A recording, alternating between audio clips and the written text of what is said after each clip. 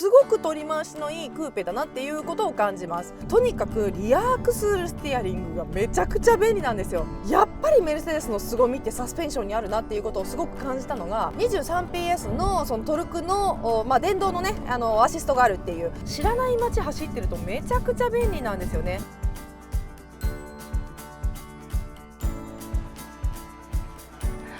はい、皆さんこんにちは。自動車ジャーナリストの今井優希です。今日はこちらメルセデス・ベンツの CLE200、クーペスポーツご紹介していきたいと思います。こちらのね一般道市場なんですけれども、すでに内外装を使い勝手ご紹介していますが、走りの方もですねすごいメルセデスのその派生モデルらしいいいところがいっぱいありますので、皆さんぜひこちらの方も最後までご覧いただけると嬉しいです。今日もチャンネル登録と高評価で応援してください。さあというわけで、CLE の200クーペスポーツ試乗していきたいと思います。いつものね試乗ルートなのでベンチマークすごくしやすいということで、ちょっとここまで来るまでも60キロぐらい走ってきているので、ちょっとゆっくりとですねレポートをしていきたいなというふうに思うんですけれども、まずですねこのバックグラウンドから内外装と使い勝手編でもお話ししました通り、この CLE っていうのが、新しい車種になりますね。その CLE クーペという名前なんですけれども、CL ですよね。クーペスタイルの CL と、それからEという名前から、E クラスのクーペなのかなっていうふうに想像される方はいらっしゃるかもしれないんですが、実はそうではなくて C とE の、コンポーネントを使って、開発された車ということになります。なのでこれも再三内外装と使い勝手編でも言ったんですけど、 C と E の間なんだったら D なんじゃないのっていう話なんですけど、D っていう車種がそもそもメルセデスにないので、おそらく高い方の、クラスのねE という名前をつけたんじゃないのかと思われますが、ともかくその CLE というのはですね、C クラスにクーペがない、それから E クラスにクーペがないということで、ちょっと寂しいなと思ってたところ、2つのセグメントにまたがるですね新しい車としてこの CLE クーペが出てきたよというのが、朗報といえばね、クーペ好きにとっては朗報といえば朗報かなという感じもします。というわけで、ボディサイズもですね、見た目いいほど大きくもないし、使い勝手的にはですよ、すごく体感的には C に近い感じですごく取り回しのいいクーペだなっていうことを感じます。見た目にはねやっぱりロングノーズでショートデッキでホイールベースも長いので、結構ねパッと見のデザインは大きく見えるんですけれども、内外装と使い勝手編のですねサイドビューを見ていただけると分かるかと思うんですが、そんなにねめちゃくちゃ大きくないんですよ。なので、この最近ねメルセデス・ベンツ後方車のお借り出し窓口がめちゃくちゃ住宅地のど真ん中に変わって、すんごい取り回しめんどくさいんですけど、相互通行の道も本当譲り合っていかないといけないぐらいの細いね、路地の先みたいなところに変わっちゃったんですけど、そういうところですらもこのサイズだったら結構取り回し楽だなっていうことをすごく感じて、意外とええやんっていうふうに思ったんですよね。で先にいろいろとまた種明かしの方をしていくと、さらに、もうちょっといいなって思ったところがですね、この車派生車種っていうところもあって、クーペっていうねすごく贅沢なパッケージの車っていうところもありますので、実はですね贅沢装備が結構たくさん入ってます。でそもそもスポーツダンパーが標準装備になっていたりとか、それからこの辺ね運転にも関わってくるところなんですけれども、ステアリングホイールが AMG パッケージのものになっていたりとか、そもそも AMG パッケージが標準装備になっているので、内外装ともに、すごくゴージャスな、ね、車ではあるんです。でその中で、タイヤをですね19インチから20インチに、インチアップすることもできるし、ドライバーズパッケージといって可変のダンパーと、それからリアアクスルステアリングがセットになったっていうものを選ぶことができるんですね。でこの、試乗車にはそのドライバーズパッケージっていうのがついてて、とにかくいいのが、もうそのダンパーももちろんそうなんですけれども、よりねスポーティーなんですけれども、スポーティーかつ滑らかっていう感じですかね。これは後でお話ししていきますが、とにかくリアアクスルステアリングがめちゃくちゃ便利なんですよ。でこれはどういうものかというと、リアアクスルをコントロールするものですので、時速60キロを境目に高速では同位相、それから低速では逆位相にリアが切れるっていうやつで、もう何がすごいかっていうと U ターンとかあと角曲がる時がめちゃくちゃクイックというか、本当にね少しちょっとハンドル切っただけでグイって曲がるんですよね。でこの効力をすごく感じるのがもう特に U ターンの時とかで、もうこれ絶対ボディ的に無理でしょ、ボディサイズ的にこれ絶対無理でしょみたいなところでもぐるんって回れるんですよ。なのでホイールベースすごく長いですけれども、このホイールベースの長さをあんまり感じないというか、本当にね交差点とかでも時速60キロ以内で曲がるでしょ大体、信号からの0キロ加速とかだとさらにそうだと思うんですけど、もうねハンドルちょっと切っただけでグリってこう90度まで曲がれたりするので、めちゃくちゃ楽ちんです。本当にちょっとの打角で車が回ってくれてしまうので、もう本当にドライバーが疲れない。もうこれは都会でこういう車に乗る人にとってものすごい大きなメリットだと思うんですよね。で私最近ちょっとアナログっぽい車に自分の愛車が乗り換わったので、特にね私もともとメルセデス・ベンツオーナーでしたけれども、それでもこういうリアアクセルステアリングみたいなのがついている上級グレードの上級クラスの車ではなかったので、こういうねやっぱりCLE とかになってくると、もうこういう装備がついてるとうわ楽、お金を出す価値みたいなねことをすごくね感じますよね。なんですけれども、この車内外装と使い勝手でもお話しした通りですね、実はものすごい価格が戦略的というかお得なんですよ。実は乗り出し850万円からなんですよね。で今、各自動車メーカーの車がどんどん値上げされていく中で、頑張ってるねインポーターとか、それからもう本当にお安い国産車とかもあるんですけれども、とにかく、輸入税、特に欧州税とかを本当に値上げがね厳しいなっていうふうに思ってるんですが、そんな中でこの CLE ですよ、乗り出し850万、乗り出し850万ってちょっとお得な感じしませんかって思うぐらい装備がいいんですよ。とにかく装備が良くて、このゴージャスさでこのしつらいで850万って思うと、お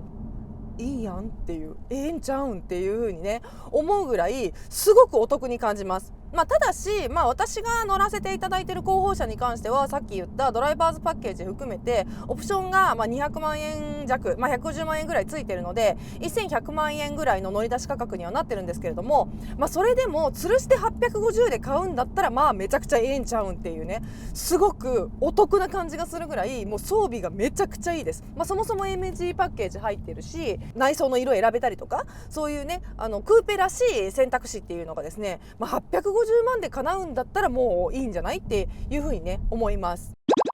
さあそれでですね、やっぱりいいんじゃないと思うところの一番大きな理由は、今回に関してはやっぱりエクステリアとインテリアのすごい綺麗さっていうのはもちろんあるんですけれども、走りっていう意味でもやっぱり犠牲にされてないよ。特にねドライバーズパッケージついてて、可変のダンパーもついているっていうパッケージの中で、この走りについてもねちょっと言及していきたいんですけれども、走りはねこれねやっぱりねクーペスポーツっていう名前がついてるので、もともとのベース、吊るして850万で買うとスポーツダンパーがついてるっていう感じなんですけど、これはドライバーズパッケージなので可変のいい方のですね、ダンパーがついてるっていうので、少し乗り出しの味が違うっていうのは大前提にするにしてですね、あとこのね車タイヤが20インチのオプションになってますので、もともとがね乗り出しが19インチなので、そこもちょっとだけ味が違うかなとは思いますが、そのオプションが入ったという前提で話してもですよ、スポーツっていう名前がついてて、やっぱりメルセデスの凄みってサスペンションにあるなっていうことをすごく感じたのが、もうこのダンパーのすごい滑らかさなんですよ。これはねスポーツクーペっていう名前がつきながらも、そしてこんな長いホイールベースを持っている、これだけスポーティーなねパッケージであれ、こういうエレガンス香る味付けができるっていうのが、メルセデスの大きな魅力かなっていうふうにもやっぱり思いましたので、ちょっとねその辺を厚めにお話をしていきたいんですが、まずエンジンの話からねだいぶ後に引っ張りますけどまずはエンジンの話からしていきたいと思います。この CLE のクーペに関してはモノグレードになってます。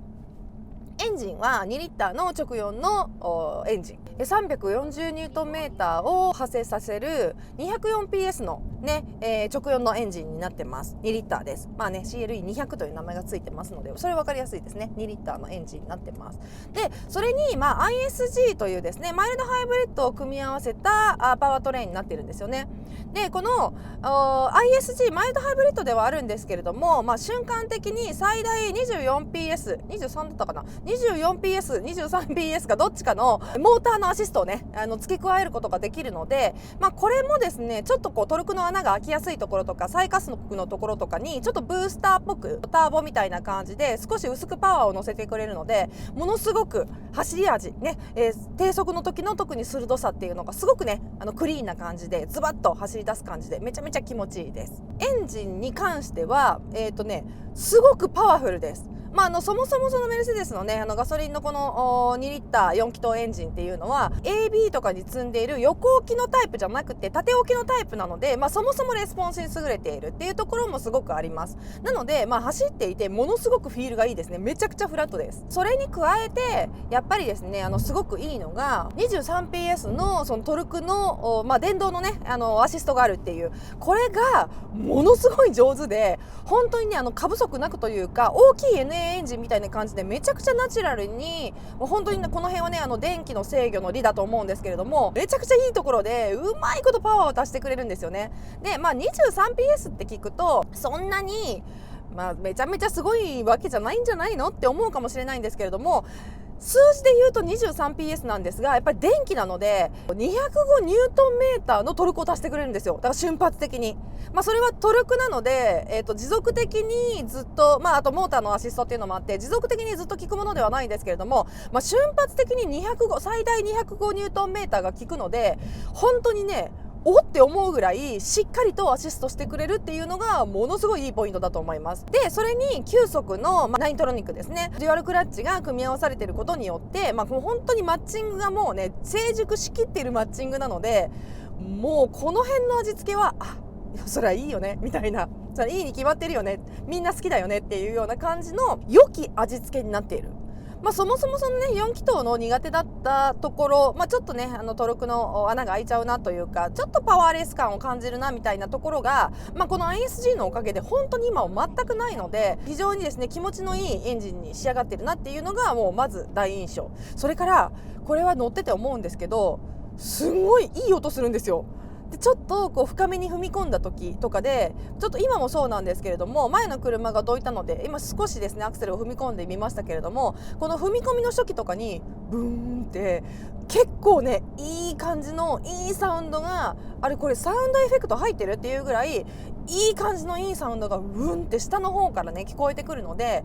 これもまたスポーツクーペとしてすごく魅力を感じる部分でもあります。踏んでて気持ちいいというか、そのドライブする気持ちを盛り上げてくれるっていう意味でもすごくねいいサウンドのエンジンが入ってるなっていう感じがします。でこれ、まあ、同じエンジンがですね、まあ、セダンとかにも入ってますけれども、セダンの時はそんなにそれを感じなかったので、まあ、そのサウンド的なですねノイズの入り方というかね、そのサウンドの入り方の味付けっていうのをやっぱりねクーペモデルなので少しスポーティーにしてるのかなっていうところも推測させる部分ではあります。はい、そしてですねお待たせしましたサスペンションの話なんですけれども、このサスペンションがですよねねとか言ってめちゃくちゃ感動したのは、すごくスポーティーなインフォメーションはあるのにもかかわらず底付き感が全くなく、ものすごい上品にダンピングするっていうところなんですよね。でスポーツっていう名前がついているのでスポーティーなところもあります。まあ、20インチっていうね大きなサイズのタイヤが入っているとこっていうこともあって、少しですねまあ他のセダン、まあでもセダンとかに比べても全然そのエレガンスっていう意味では遜色がないぐらい、ものすごいねこううまいことこう路面のこのアンジュレーションとかを柔らかくいなしていくんですけれども、今のね継ぎ目みたいなところはこうバシッバシッとはっきり取っていくっていう、この両方のいいところっていうのがうまく叶えられているのがこの足サスペンションで、これがまあ外縁のダンピングのその高い方のサスペンションがね入っているメリットだと思うんですけれども、まあとってもいいです。ちょっとねメカサスの車に最近すごくよく乗っていたので、そのメカサスならではのその手に馴染んだよく知ってる感じのインフォメーションっていうのももちろんすごく好きなんですけれども、この可変のダンピングっていうのが、電動のサスペンションではないんですけれども、可変ダンピングっていうねシステムがものすごくいいなと思うのは、このインフォメーションの深いところと浅いところのいなし方の味付けの分け方のうまさというか、こういうところがですねものすごく上品なんですよね。例えば今、高速道路の料金所に、入ってきましたので、その高速道路の料金所のところに入るのために減速をしました。で減速をした時にノーズダイブがすごく少ないんですよ。もうとにかくヒヤッとも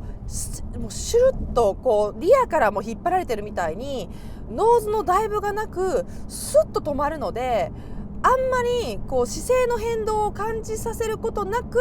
ステアリングも切れるし、またブレーキも安心して踏めるっていう、そのドライバー側がアクセルで何もコントロールしなくてもとにかくそのダンパーのコントロールがすごくいいので、結構ラフにね車を何も考えずにボート扱っても綺麗に姿勢の変化をしてくれるっていうところのこのダンパーの滑らかさの良さっていうのがまず一つ街乗りのクーペとして最高なところで、プラスちょっと自分がやる気になったりとか、あとちょっと高めの速度で街中とかを走っている時のロールの値とかのフラットさっていうところもすごくいいところ。それから街で乗っててですよ、一般道ってすごい路面が荒れてたりとか欠けてたりとか、マンホールのところとかにバンって入っていく時の急峻な大きなインフォメーション入力っていうのがあるじゃないですか。そういう時に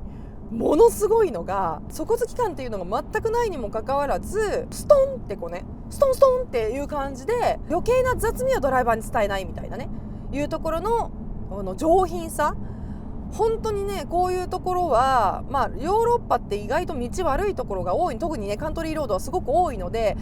こういうそのハイスピードでのフラットさに対して超シティスピードでのいなしのうまさみたいなところの組み合わせ方がものすごい上品だし、懐が深い、これはそのフロントの逃げなさとかその取り付けのうまさみたいなところにも関わってきているような気がするんですけれども、そのメルセデスがすごく上手なところでもあって、全体的に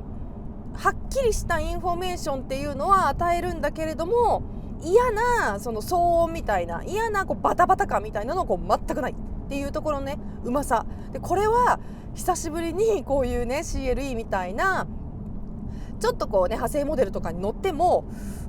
めっちゃうまいみたいなことを思わせるところなんですよね。だからこれがメルセデス・ベンツの魅力でもあります。妙に硬すぎないというか、妙に柔らかすぎず硬すぎないというか、このサスペンションの味の巧妙さっていうのは大きな魅力だなっていうふうに私は思ってますね。でこれが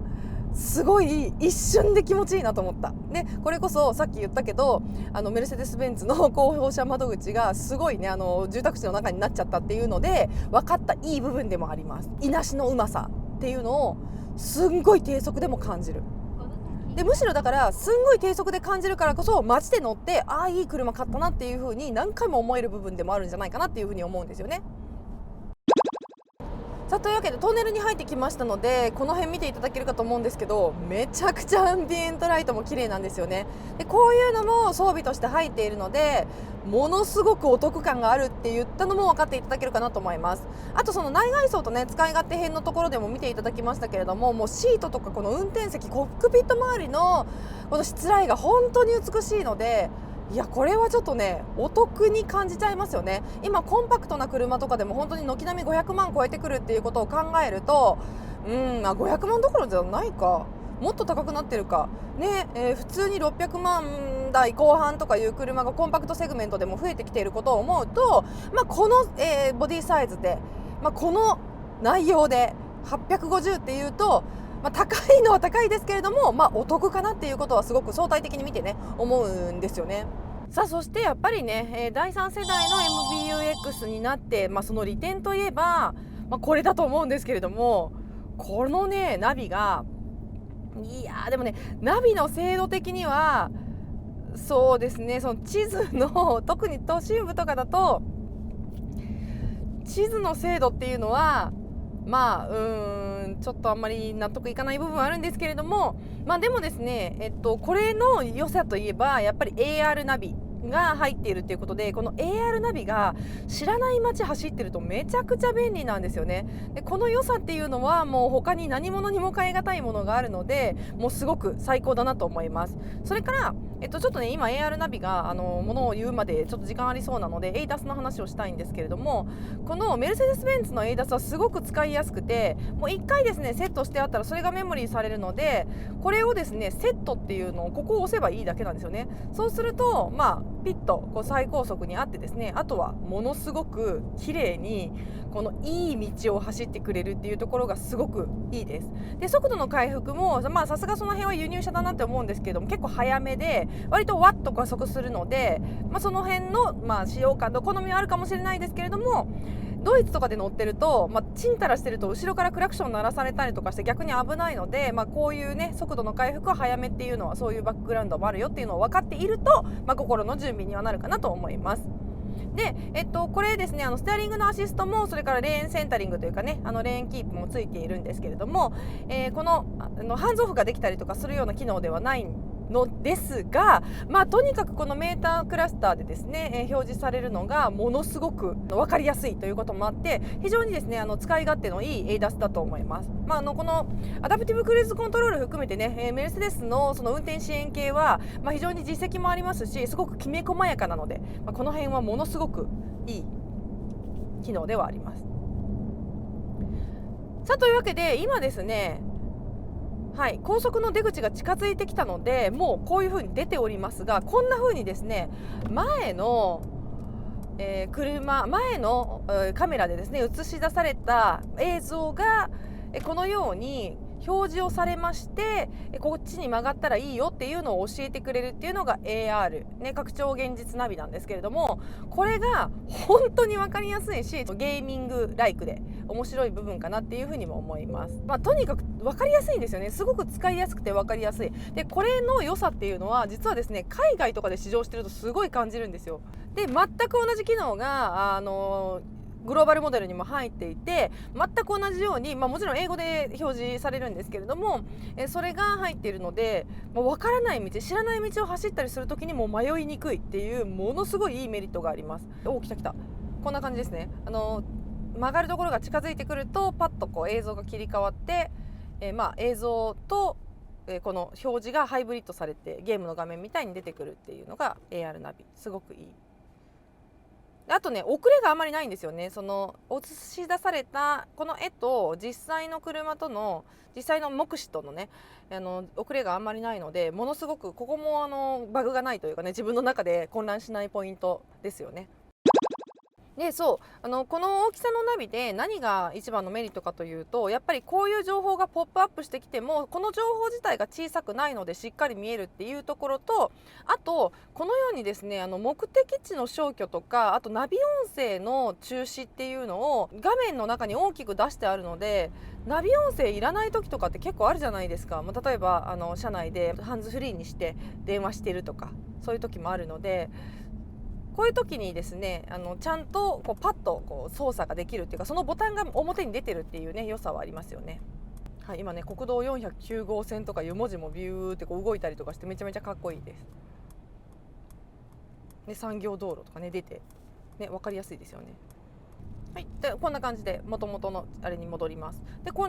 こですね、このナビ音声のオフとかいうのもこういうところに出てきていて、この階層のレイヤーの浅さというか、このインターフェース自体の使いやすさっていうのはやっぱりメルセデス突出してすごく使いやすい部分かなと私は思ってます。そしてですね、改めてこの都心部に戻ってきて市街地で乗る良さっていうのをですねお話をしていきたいなとも思うんですけど、やっぱり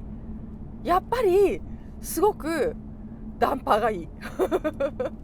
もしかしたらだから吊るしの方のスポーツダンパーはもう少しはっきりして硬いなっていう風に思わせるものなのかもしれないですけれども、ややねちょっとまったりした味を求めたいのであれば、ぜひですねこちらのドライバーズパッケージを選んでいただけたらとも思います。とにかくそのリアクスルコントロールがすっごいいいので、これはね一回選んじゃうとちょっと癖になっちゃうかもしれないなと思います。はい、というわけで今日はこちらメルセデス・ベンツの CLE200 クーペスポーツ一般道市場をご紹介してまいりました。いかがだったでしょうか。走りのいいところはやっぱり取り回しの良さだと思います。でしかもエレガントですごく個性的で、メルセデス・ベンツの車はよく街で見かけますけれども、クーペってなるとやっぱおっていうね存在感があって結構見られ度も高かったです。皆さんもぜひタイミングがあれば販売店で試乗してみてください。それでは今日も最後までご覧いただきましてありがとうございました。チャンネル登録と高評価で応援いただけるととっても嬉しいです。自動車ジャーナリストの今井ゆうきでした。バイバイ。